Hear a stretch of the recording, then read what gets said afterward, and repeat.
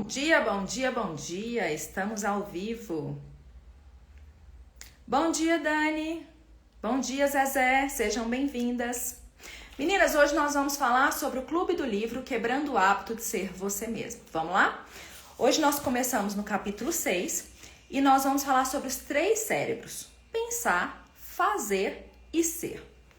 Ele começa comparando o cérebro de uma pessoa a um computador. Imagine 2 computadores idênticos, um nas mãos de um técnico novato e o outro nas mãos de um técnico experiente. A diferença que isso faz. Pensa comigo, aquele que é novato, aquele que ele está começando, ele ainda não tem expertise. Então, às vezes, ele vai usar ali 5% da capacidade daquela máquina, porque ele ainda não sabe operar ela completamente. Se eu pego um técnico experiente, ele vai operar 90% da máquina. Ah, Evelyn, por que não 100%? Porque ele está o tempo todo em aprendizado, o tempo todo ele está se melhorando. Concorda comigo? Cada hora vem uma experiência nova. Isso nunca acaba. Da mesma forma, quando, por exemplo, eu levo o meu carro num técnico novato, ele ainda não tem expertise. Às vezes eu levo com um probleminha de água e ele volta com 5 outros problemas. Porque a pessoa ainda não sabe, mexe numa coisa, mexe na outra, desorganiza outras. Entende? Da mesma forma, o técnico experiente. Às vezes eu vou levar lá, ele vai falar assim pra mim. Eu levo com um problema, ele fala, não, eu já vou deixar esses outros aqui organizados, isso aqui você não precisa mexer, isso aqui dura mais um ano. Não é assim que acontece? Quando a pessoa tem experiência, ela sabe que você pode, você fica até tranquila. Não, ela sabe o que ela tá falando. Concorda comigo? Quem que é o técnico novato aqui na questão do cérebro? Quem que é? É aquela pessoa que está no modo experiência. Experiência não, gente. No modo sobrevivência. Ou seja, ela está o tempo todo tentando apagar fogo. O tempo todo agindo nas necessidades. No passado, no futuro. Então é aquela pessoa que está vivendo no modo sobrevivência. Ela está ativando o tempo todo os traumas dela, as crenças, os padrões negativos. Entende? Ela ainda não consegue dominar aquela máquina. Que é ela, a mente e o corpo dela. Já o técnico experiente é aquela pessoa que utiliza a capacidade toda, o máximo que ele pode da capacidade daquela máquina, e além dele dominar aquela máquina, ou seja, além dele dominar todas as situações, ele também consegue criar infinitas outras possibilidades.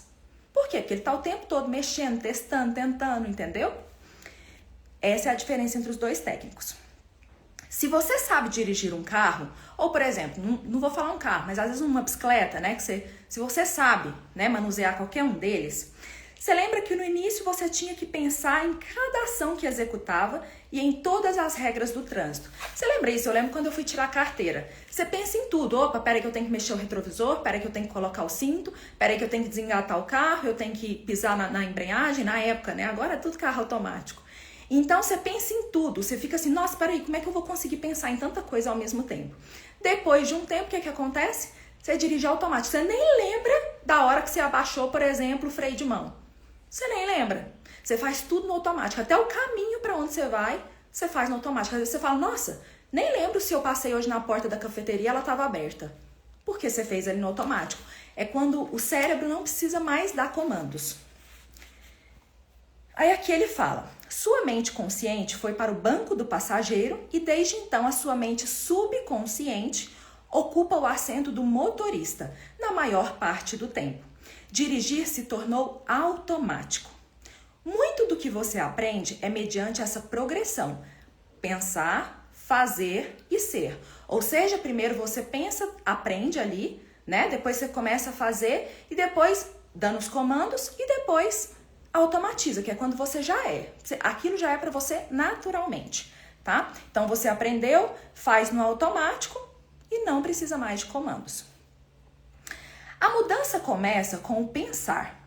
Podemos formar imediatamente novas conexões e circuitos neurológicos que refletem nossos novos pensamentos.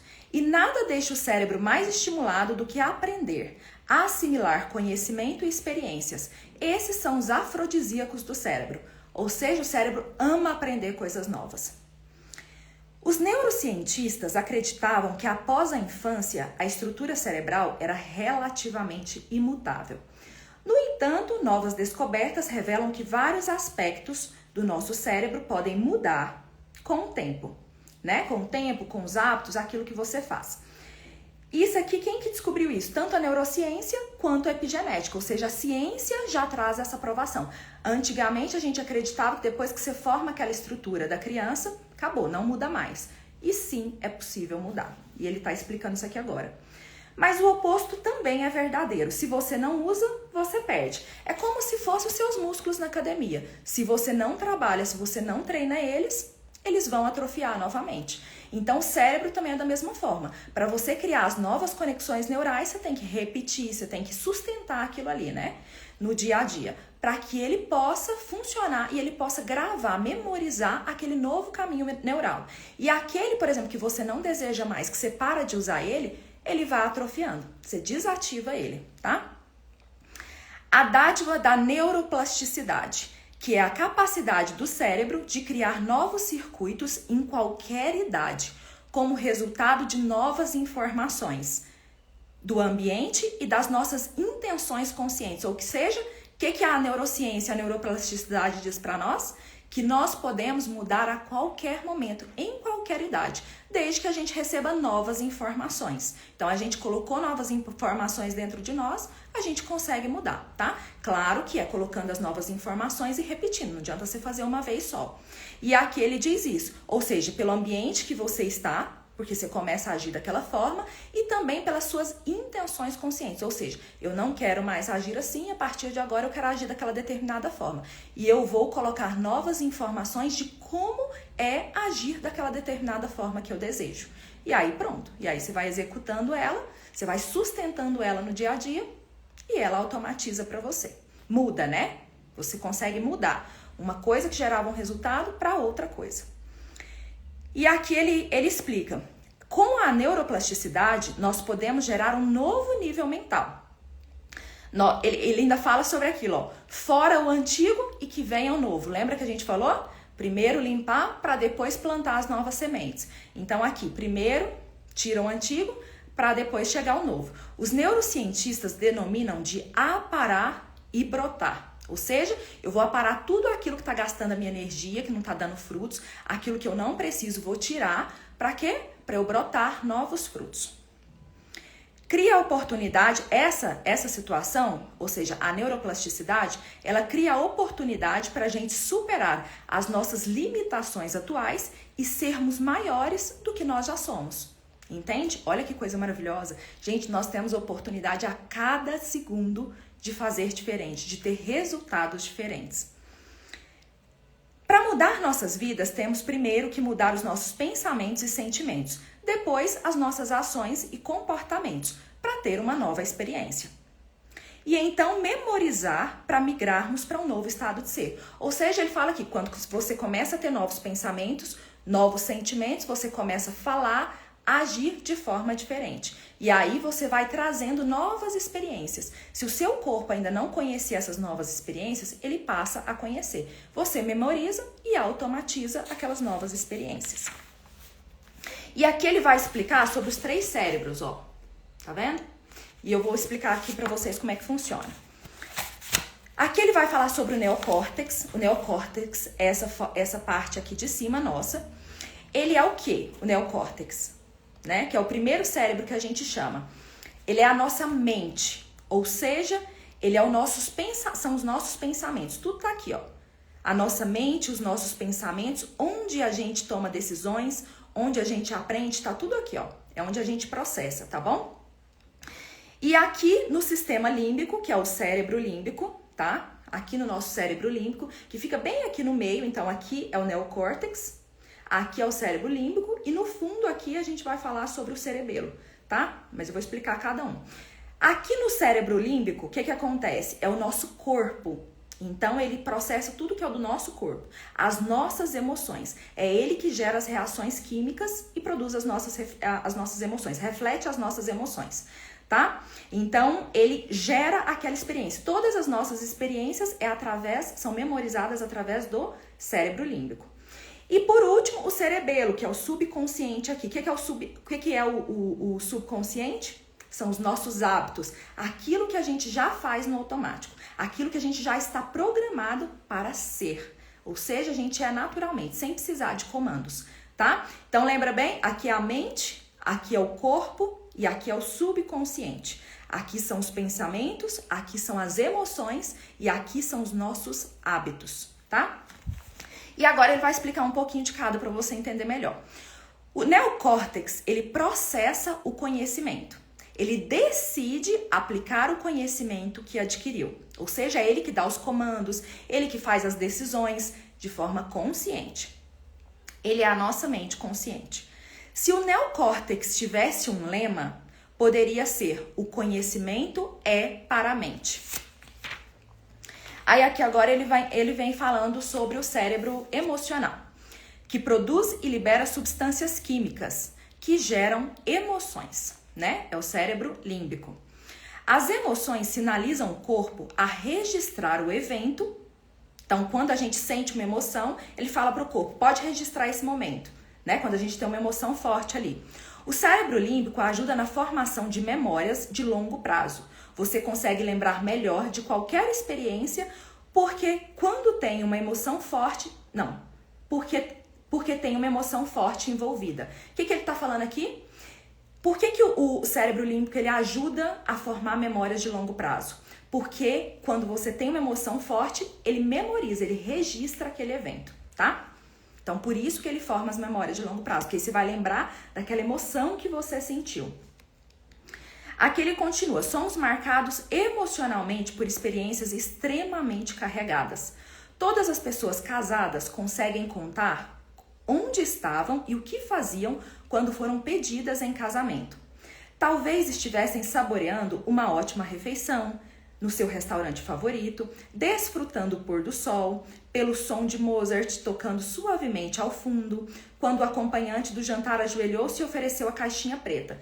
Você observa que, por exemplo, o nosso cérebro límbico, para ele refletir, gerar essas emoções, ele também usa os nossos sentidos? Ou seja, aqui ele usou o paladar, ele usa o tato, ele usa a audição, entende? Ele usa os nossos sentidos para poder memorizar aquela emoção, aquele momento. Isso facilita muito, tá?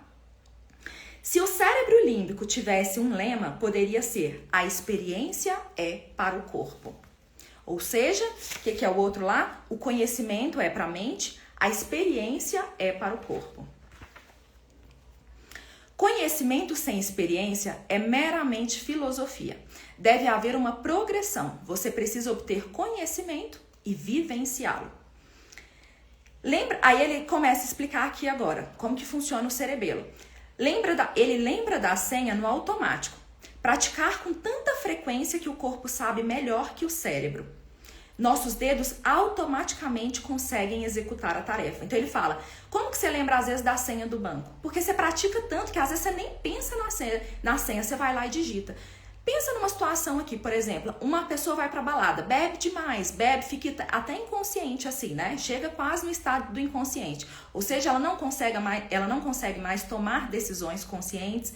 Por quê? O álcool, ele baixou aquele nível de consciência da pessoa, né? Então, várias coisas do sistema, ele baixa e você não consegue agir de determinada forma. E aí a pessoa tá muito bêbada, só que na hora que ela passa para pagar a conta, ela paga a conta. No outro dia ela fala assim: como que eu paguei a conta? Eu nem lembro, né? Nem lembro do que aconteceu e tudo mais. Porque os seus dedos, o seu corpo, ele já sabe como fazer. Então não precisa da mente dar o comando: opa, a senha é essa. Não precisa. O seu corpo, ele já sabe, ele vai lá e digita. É automático. E aqui ele diz: quando o corpo sabe mais que a mente, você consegue repetir sem esforço. Você memorizou aquela ação, até que isso se tornou uma habilidade ou um hábito. Quando atingiu esse nível de habilidade, você migrou para um estado de ser. Ativou a terceira área cerebral que desempenha um papel principal na mudança da sua vida. O cerebelo que acomoda o subconsciente. Essa região cerebelo subconsciente é a região mais ativa do cérebro. Por quê? Porque ela funciona o tempo todo. É onde estão os hábitos. Então é o que você faz o tempo todo, sem precisar de comando. O cerebelo está localizado na parte traseira do crânio. Pense nele como um microprocessador e centro de memória, que funciona o tempo todo. Tudo precisa dele para funcionar, tá? Ele armazena ações e habilidades, atitudes, reações emocionais. facilmente faz o download de várias informações aprendidas. Depois que ele faz o download dessas informações aprendidas, o que ele faz? Ele programa na mente, no cérebro, e no corpo. E aí o que acontece? Aquilo se automatiza. Nesse momento, o cerebelo assume o controle. Aqui. Você praticou algo tantas vezes que não precisa pensar a respeito. Tornou-se automático. Torna-se um programa memorizado do novo eu. Se o cerebelo tivesse um lema, poderia ser: a repetição é para o subconsciente. Literalmente, né? Como um exame prático dessas ideias, suponha que você leu alguns livros sobre compaixão. Esse conhecimento criou novas conexões sinápticas em seu cérebro. Você sustentou essas conexões no dia a dia, oferecendo conselhos aos seus amigos. Intelectualmente, você entende do assunto, ou seja, você aprendeu sobre aquilo, sobre compaixão, você dá conselhos aos seus amigos, então você mantém, você sustenta aquilo no dia a dia, por isso que você não esqueceu. E aí, onde que está aqui? O aprendizado, intelectualmente, você entende do assunto, ou seja, ele está aqui no neocórtex ainda. Enquanto você está dirigindo, sua esposa liga para dizer que você foi convidado para jantar com a sua sogra. Você, pensando na intensidade que detesta a sua sogra desde que ela te magoou há 10 anos atrás, jamais gostou do jeito opinioso dela, do modo como ela interrompe as pessoas.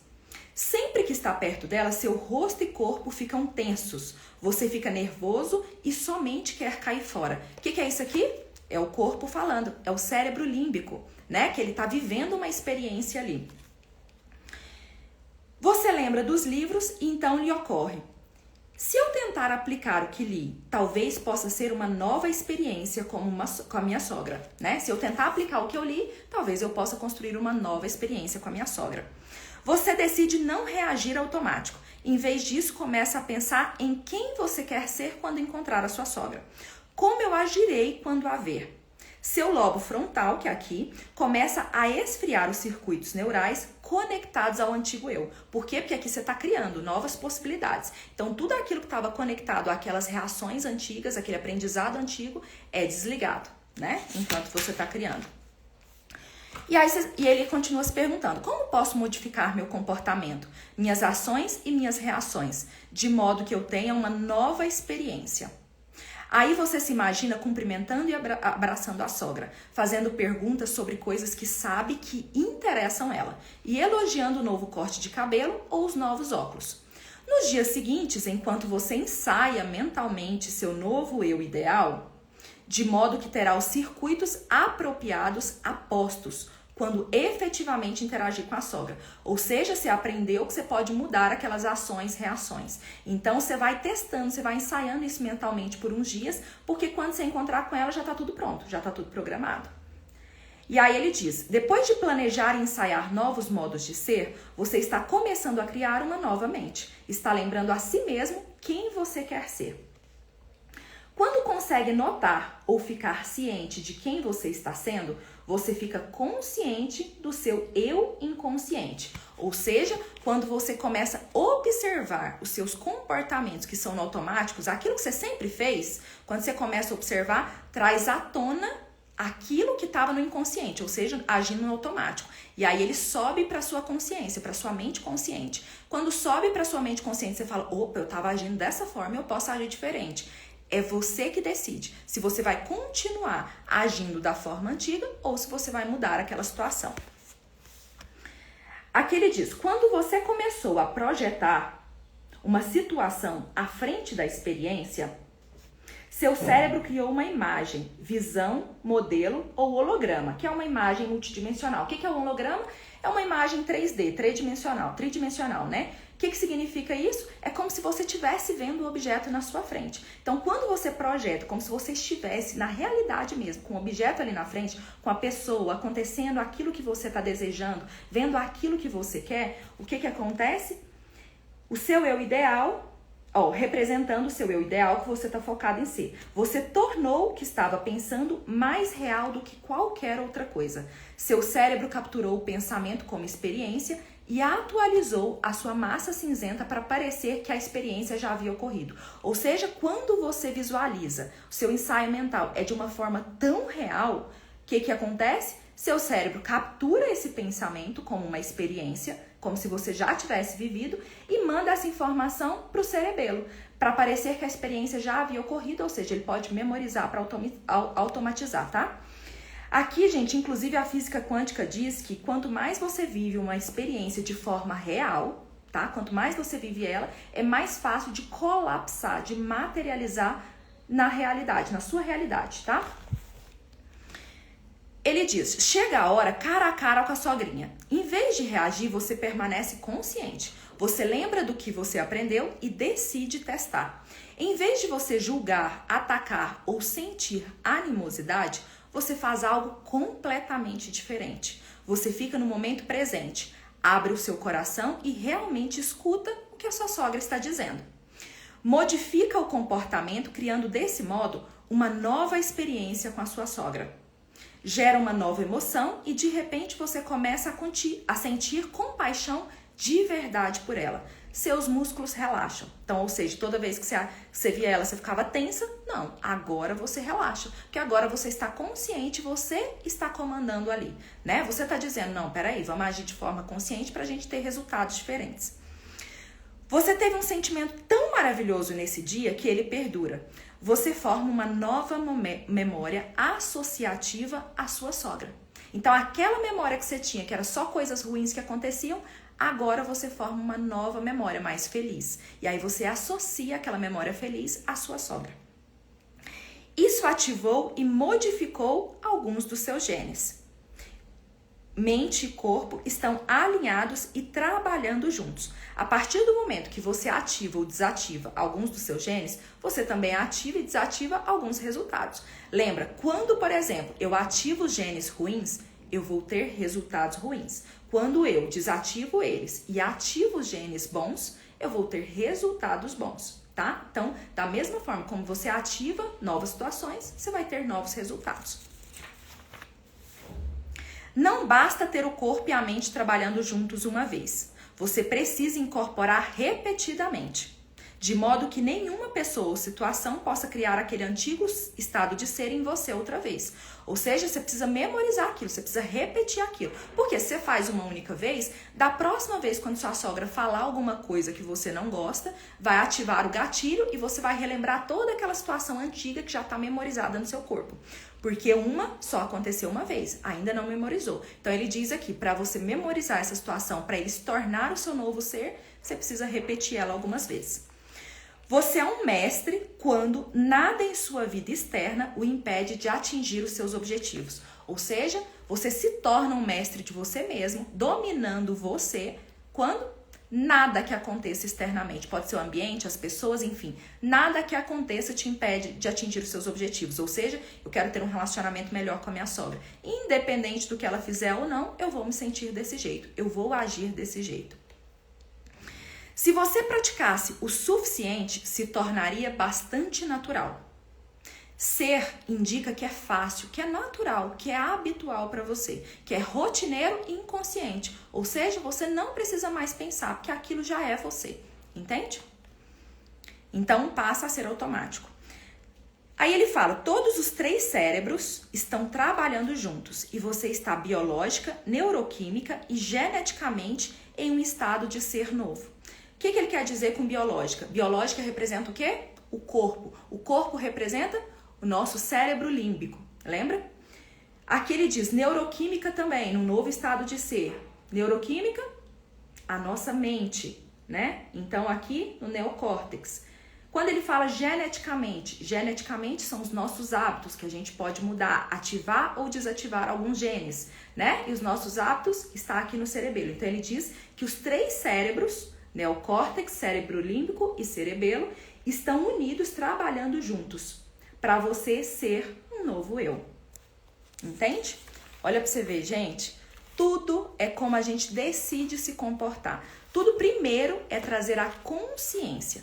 consciência, observar como estão os seus comportamentos, porque, olha, eu cheguei até aqui hoje, os resultados que eu tenho hoje é por causa de quê? Desses comportamentos. Mas eu não quero continuar a vida inteira com esses resultados.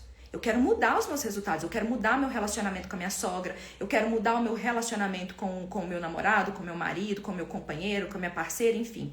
Eu quero mudar o meu trabalho, né? Sentir prazer, sentir leveza, a minha fonte de renda. Então, para isso, eu preciso construir algo novo. Porque esses comportamentos que me trouxeram até aqui não são os mesmos que vão me levar até lá. Então, agora eu preciso construir algo novo para eu ter esses resultados que eu desejo. De forma consciente, ou seja, eu observo tudo que eu estou fazendo e o que eu preciso fazer. Eu trago a consciência e aí eu decido o que eu vou fazer. Depois eu repito aquilo para eu ter os meus resultados. Entenderam? Oi, Josi. Oi, Alexandra. Oi, Ramamuralete. Tudo bem, meninas? Bom, nós terminamos por aqui. Vou tirar uma carta do dia, tá? Vamos ver o que o oráculo... Me falem aí. O que vocês acharam? Como é que está isso na vida de vocês? Se tem sido fácil fazer essas mudanças. Vamos lá? Oráculo, qual que é a carta que essas mulheres que estão assistindo a live de hoje precisam receber? Qual é a carta? Qual é a mensagem de hoje? É uma reflexão.